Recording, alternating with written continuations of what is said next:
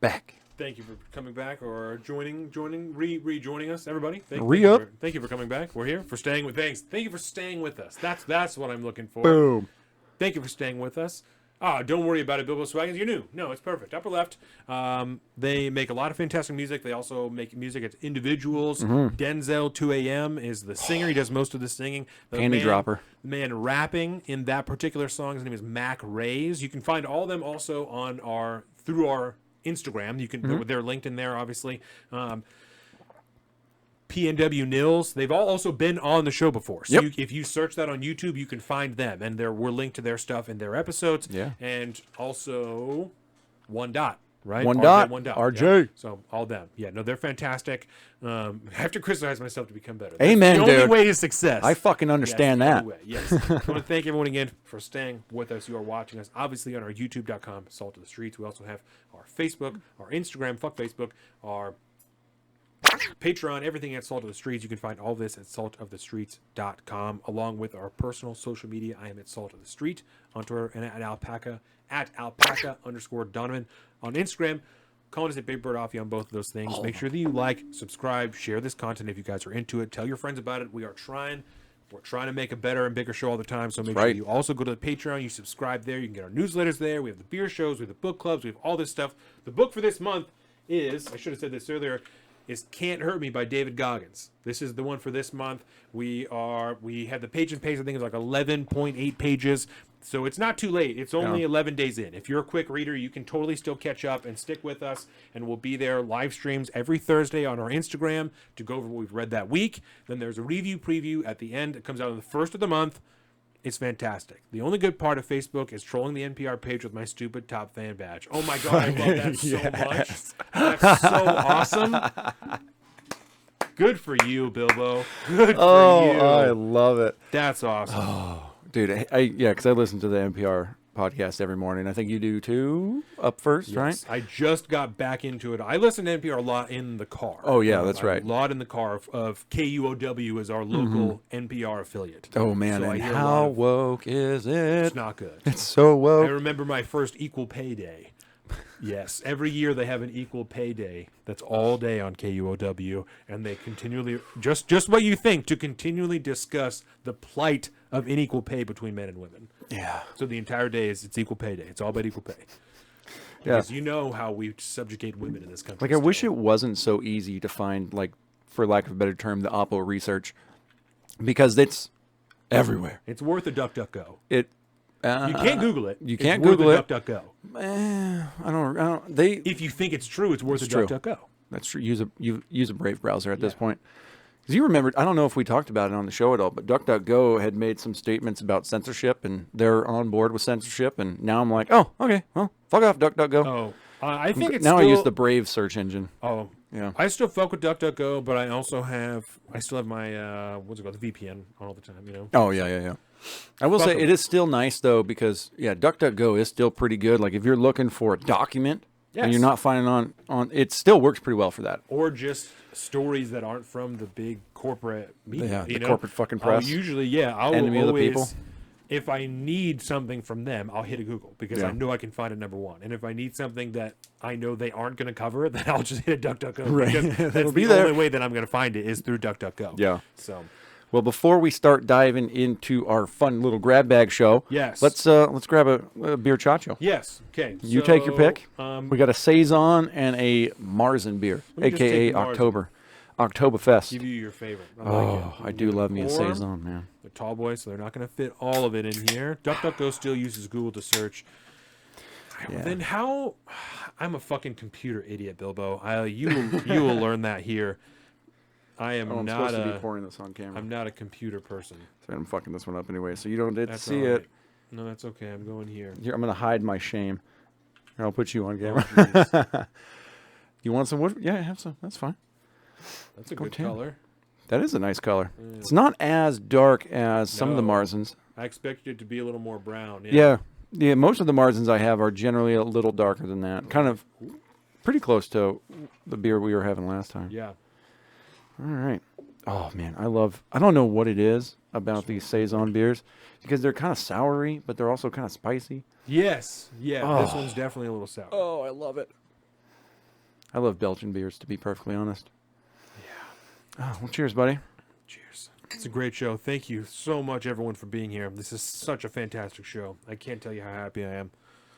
This is my first, for anybody who's new here, this is my first show back from paternity leave, our first show back. My wife just had our second child. Her name is Reason, and she's a beautiful, beautiful baby girl. And Named after Reason Penelope Tucker. That's right, named after Reason Penelope Tucker of the Donner Party fame. Yeah, the Indifferent Stars Above, I believe. He was featured greatly in that book, which is also you can watch the review preview of that on our YouTube channel here. The review preview I got so heavy into that I delayed our show that day. It was because so I good. talked about it so much because I read that book twice in 1 month because it was so fucking good. Yeah. And so I talked a lot about a man named Reason Penelope Tucker. Fantastic, fantastic person. He saved so many fucking people, dude. He made 3 different trips into the mountain to save members of the Donner Party. He had no family members in the Donner Party. He had no affiliation with them. He even paid other people who volunteered and then got scared halfway up the mountain. He paid them out of his own pocket for them to continue on the journey and do what they agreed to do. Yeah, and we talked about the equivalent, about the amount of money he was paying them per day. It was like $115 a day. A person a day out of his own pocket that he paid like 5 dudes just to do something they agreed to do. Yeah, right. Yes. They thought they were real, and they agreed that they would hike up this mountain to go and save people. And when they got up there, it got really difficult. And they said, "Well, I don't want to do this anymore. I don't want to do this. It's too hard. Y'all are pussies. I'll pay you $115 a day, a dude, to keep going. There's children up there. There's women up there. Horrific." Yeah, that was good. Yeah, I remember too. It was like a couple months after you did the book for the book club. Rogan was talking about it on the show. He was talking about reading that same book, and I was like, "Oh, I know that one. That's a great book." That guy and his brothers named all their sons George Washington, Lafayette, John Adams, so that they couldn't forget where they got their liberty from. Mm-hmm. And he told us, his family and his sons, everybody, your liberty is the most precious item that you have. It's the most precious possession that you have. Reason Penelope Tucker was America wrapped up into a dude. A short, bearded man. Yeah. A real hero, unlike the police in Texas. Holy shit. Hot. Bilbo's hot out here take. dropping fire. Yeah, I'm out here. That's a good take. Yeah. Yeah, you can find that review preview. So, you have one that you want to start the grab back off with. What do you got? Kind of working off what we were just talking about a little bit. There's absolutely. been a lot of conversation over the last year or so about raising the age for this and that, particularly around purchasing firearms. And we had a case at some point, and I don't remember which shooting it belongs to, where some guy, I think he was an elected representative, if I recall correctly, was talking about possibly raising the age limit of purchasing any firearm to 25, because that's when your prefrontal cortex is supposedly fully functioning and fully formed and all that. And even with the arbitrary, let's say you stake your flag in that, you might have some kind of scientific basis for that. Right. But then at the same time, if that's what you're going to say is required to, that's when you are a responsible adult because your prefrontal cortex is fully formed, then why do we call everybody an adult at 18?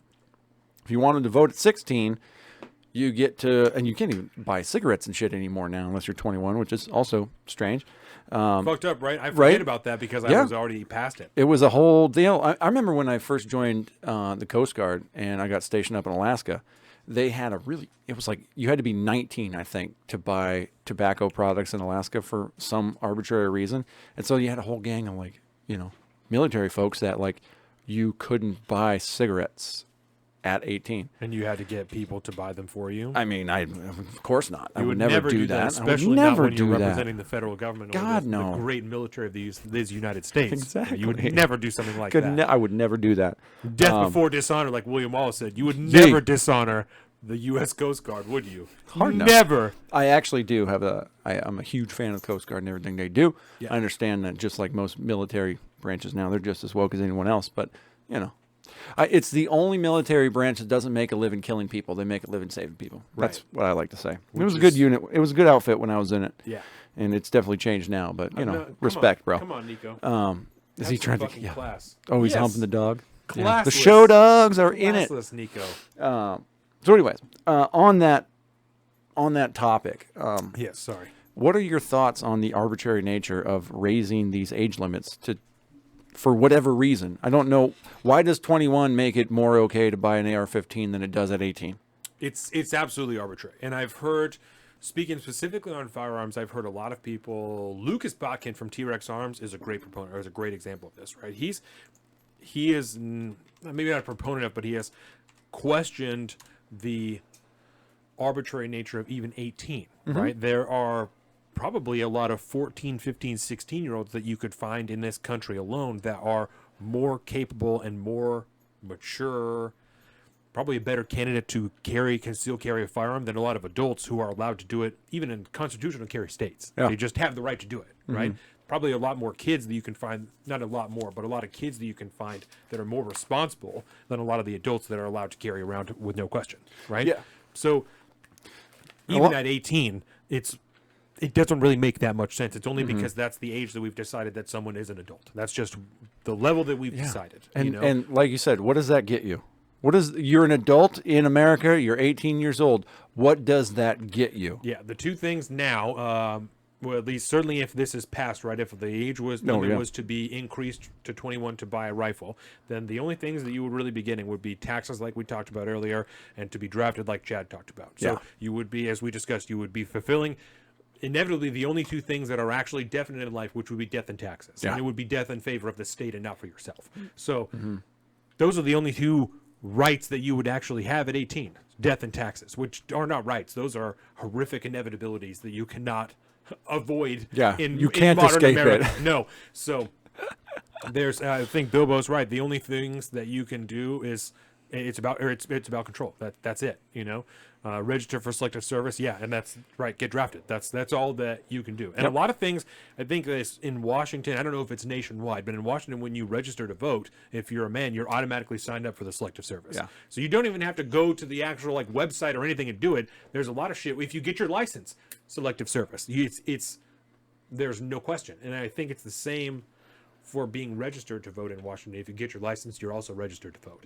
And so you're also signed up for the selective service. There's a whole host of things that they give you as soon as you get one thing. I remember when I turned 18, I didn't have to go into anywhere yet, but the internet wasn't to the point where, at least the government wasn't on the internet like that when I was 18. But I remember I had to fill out the paperwork the day I turned 18 and mail it in and then sign up for selective service, even though at that point I was already accepted into active duty military, which was strange.